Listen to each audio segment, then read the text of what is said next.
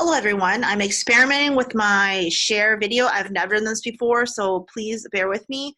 Let's see if this works. Today's lecture will be on 626, which is a neighborhood in Southern California that's magical, that is predominantly Latino and Asian, and actually has pockets of African American, Native American, and Anglo American. So let's see if this works.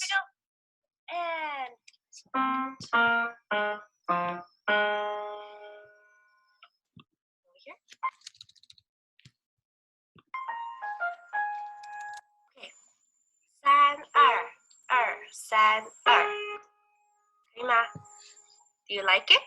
Good.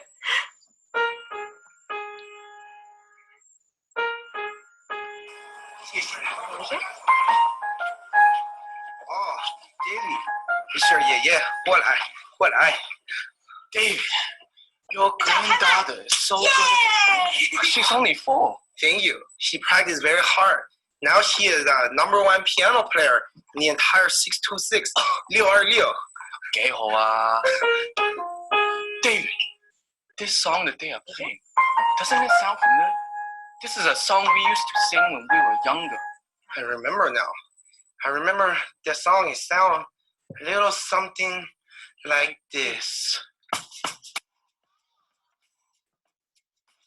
So what, we hang out. So what, we drink tea.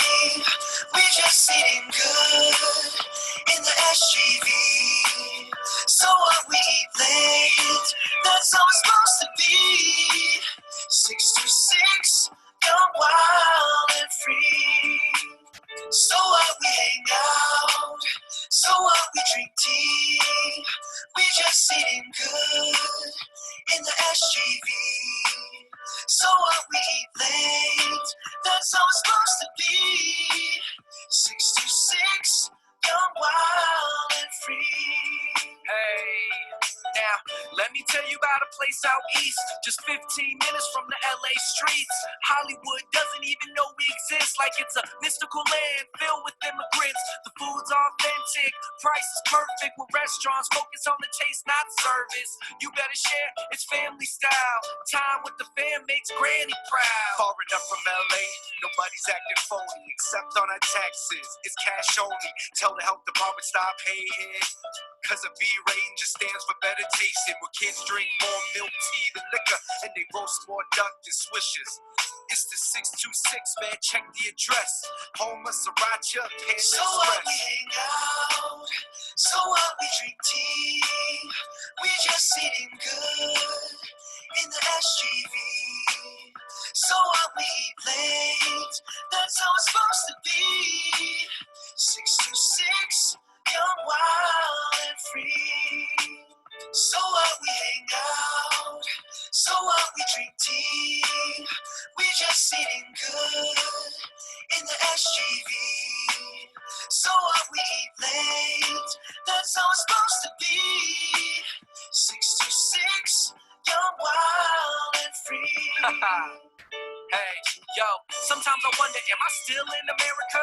Then how come there's still a language barrier? If you need help, read Yelp, check the reviews. My elite friends make it easy to choose. There's traditional rivalries between high schools that started back when there was still some white dudes. No matter where you go, they can't match the price, so you're always coming back to the cafe life. If J-Town's got sake and K-Town soju, what do we have? Oh yeah, we got Bovis. Hot spot to get some hot pot and dim sum. Shout out to Asian girls, let the lights dim some. From Shanghai to Saigon, Tokyo to Taiwan, Beijing to Hong Kong, something to bite on. Valley, Atlantic, Garvey, I drive on. 3 in the morning, cafes got their lights on. Out. So what, we drink tea. We just sitting good in the SGV. So what, we eat late. That's how it's supposed to be. 626, young, wild, and free.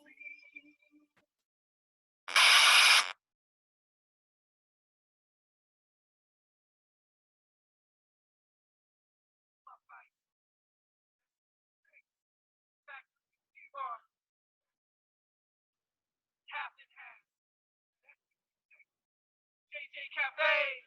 That 626, eat so much, shop owners really love me. Girlfriends wanna hug me. What's 20 to a player like me. Can you please unplug me? What's good, Latinos? I'm the Chino, Fancy Chick, San Marino, MPK, Arcadia, El Monte, all my people. She wanna hit to Anita after we eat out in Monterey Park. She Chinese, but I'm from Vietnam. Food out here is so good. Walker Bro, 626, JK Film, 626, Jason Chen, 626, Olivia T, 626, GSJ, 626, Sean Cafe, 626, Acupuncture, 626, Fun Brothers, 626. Jason Chen, 626, Jalvin T, 626, JK Film, 626, 626. Oh, David. Oh, Jaylee, how are you doing? You play the piano very, very well. I love those songs, Daily. Good job. You're making me and the rest of the family very, very proud. Let's go to Yogurtland in the 626. Okay, let's go.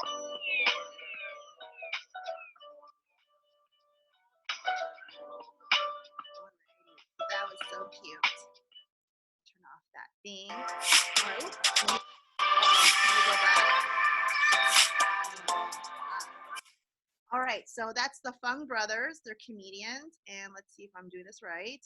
I hope this works. Kind of experiment right now.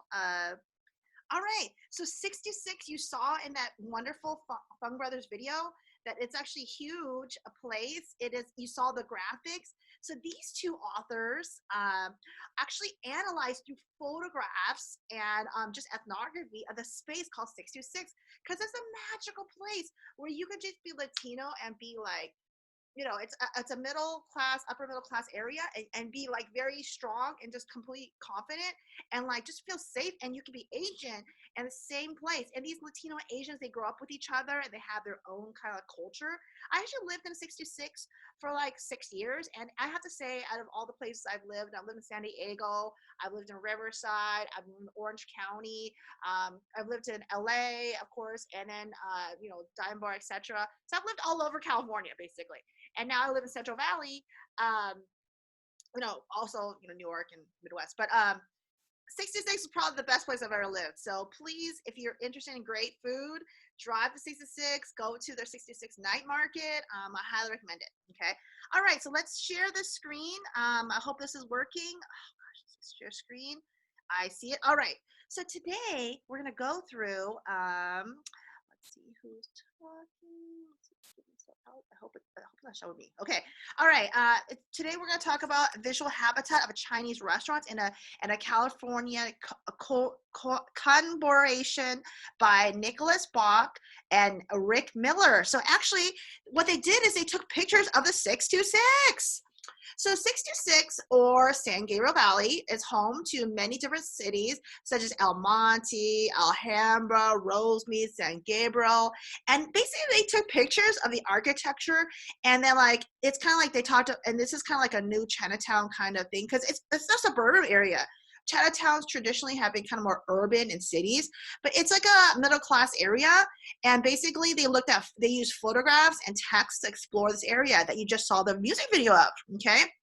All right, so it's very fascinating because it's kind of like, wow, you know, I feel like if I was back in LA and like I was doing this same talk to my kind of my Cal Poly students, they'd be like jumping up and down at this point because this is like where they live, okay? All right, so one, he looks at San Gabriel Valley architecture, and this is a picture, and that's what it looks like. It's like kind of a city, suburban city, just typical suburban city. There, it's on Granada. Anyone from Alhambra knows. These pictures are from Rick Miller. So basically they ask, what is the connection between this place and the larger geographic context of social and economic forces that allows it to function? So it's kind of like, wait a minute, there used to be Chinatowns in cities, but now there's like suburban, as Min Zhao calls it, ethnoburbs. Now, ethnic enclave are cities. Ethnoburb, think about ethnic people, and suburbs, ethnoburbs, are now starting. These upper middle class areas, and they're very Latino Asian. So it's very fascinating. Like, how did this start? So if you look at it, it's like the same architecture, right? And they look at the 626, and what they found, it's one of the largest Chinatowns or ethnoburbs in California. And here's a photo. It's just like, that's just basically a apartment complex that you can find anywhere. So you have typical like kind of just spatial places. So here is a brief history of Sangir Valley. Originally, it is Indians, inhabitants, right? They're the Tongva Indians. I want to do a land acknowledgement. It was originally Tongva Indians, okay? Gabrielino Tongva Indians that actually originally occupied Sangir Valley. They were actually kicked off, and then literally they were tried to enslaved by the Spanish, and then when they were trying to come back to their own land that they've had for a long time, they were called bandits. So that's like a lot of injustice that happened to them that is like still ongoing. And of course the mission system was very detrimental and horrible to the native Indians who actually occupied this area. And I've had lots of students who are half Mexican and half Tongva. So they're not gone, they're still around. And again, there's lots of wonderful history on that. Later, after they were kicked out and enslaved and very mistreated, oppressed, Sangir Valley was actually dominated by Anglo-white towns. Okay, Anglo-white towns, and then those towns were there, and it was very redlined. Okay, so in LA, you could not live there if you're Jewish, could not live there if you're African American, could not live there if you're Chinese. There's areas that you can only live in. So like the bad areas of the city, you can live there. But so Sangir Valley was kind of like an unincorporated area. Like it was not acknowledged as a city for a long time, and that's where the Japanese and Mexican Americans built homes, right? So that's why they kind of got around the redlining, because it wasn't actually part of their wasn't part of the redlining in Los Angeles proper, right? Because this wasn't even a city back then, right? People just moved out. It's kind of like how if you want to like move in out of very far into the Central Valley, you can kind of like find a place that's not part of a city and you can do things there. Okay, unincorporated areas. So in the 1970s, this Chinese American real estate developer, his name was Frederick Shi, and he began to purchase like all this land in Monterey Park, right? And then he kind of advertised it as the Chinese Beverly Hills in Taiwan. So because of that, a lot of Chinese people flooded into this area, Sangir Valley, but particularly Monterey Park, right? And they really transformed the area into kind of like a kind of suburban ethnoburb or Chinatown, and lots of great Chinese food now. Of course, there's lots and lots of ethnic conflict because the Japanese were not happy, the Mexican American were not happy with this like influx, right? And of course the Anglo. So there's like all these like laws like let's not have a restaurant that's in Chinese characters, etc. So very fascinating, lots of history on that. I can recommend books for you to read. So if you look at the brief geography of the SGV, it's typical. It's a typical town, typical grid system. So if you're looking at this Chinatown, it doesn't look anywhere different from any other place. Now, these are the two takeaways that these two authors make. One, the first point is the distance between Chinese restaurant and housing is unusually small. Okay, so if you take a look at this picture, right? Right, you can see that there's kind of like you see that like kind of like the parking garage, right? Well, right across the street from it, like very close, is a restaurant. So it's unusually close. And so that's one thing that they observe. So that's all their pictures. They're like, wait a minute, these restaurants are like super close to all the homes, okay? And their second observation, it's a liminal. Now, if you go to grad school, you're gonna learn about liminal all the time. Liminal just means between, betwixt, between places, okay? So the second observation they make is that urban areas can inhabit while neither a tourist commercial restaurant zone nor a residential zone. So basically what they're saying is, what is this place? Like, look at that picture again. Is it a restaurant place? Like a lot of cities, there's like all restaurant zone, like downtown's all restaurants, right? You don't see houses, but this area is very Asian. It's like restaurant right next to houses. So again, it's liminal, between, betwixt, and that is so fascinating. So that's the two takeaways that this thing does, okay?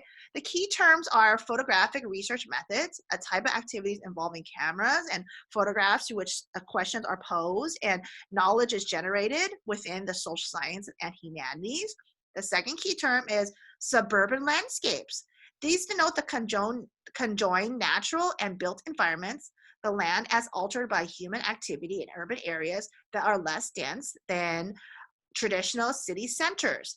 And last but not least is liminality, a state of existence between two recognizable phenomena in which new properties tend to emerge that has before not existed. So this whole new like restaurant, and again, you know, if you're from Mexico or if you've gone to Latin America, it's very common, or Asia and Africa, everyone lives next to or behind their restaurants. So it's really common in Asia. So they're almost like bringing Asia or Latin America into this area of 626, San Gabriel Valley. Super fascinating.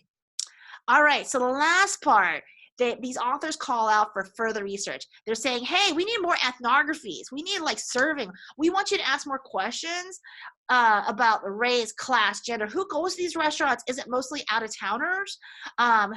Or is it locals who go to this restaurant? What's the race, class, gender? What countries they're from? He's like, more regions in the area. We need it. The second thing is they're like, hey, this methodology of like take pictures and visual to understand space and how people use it. We need more of that. Let's do more of this methodology. Super fascinating. And again, if you're from another area, you don't have to be from 66. You can do an analysis of Fresno. You could do a visual methods of Central Valley or New York or Hawaii or Madison, Wisconsin. These are all things that you can do further research on. So definitely ethnography and visual methodology is very much needed. All right, that's the last slide. Please email me if you have any questions. Don't email my Canvas. Please don't do that. All right, so I'm gonna stop the share and I'm gonna let's see, stop it.